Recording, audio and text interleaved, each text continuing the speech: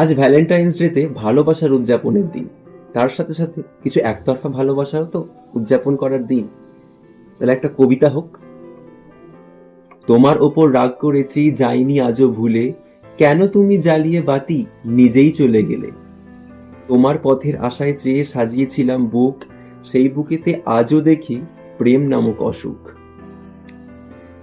তোমার সাথে লেখা আমার কাব্যজোড়া খাতা, তোমার সাথেই লেখা আমার কাব্যজোড়া খাতা, সেই খাতাটাই জ্বালিয়ে দিলাম যাতে ফুরোয় আমার ব্যথা।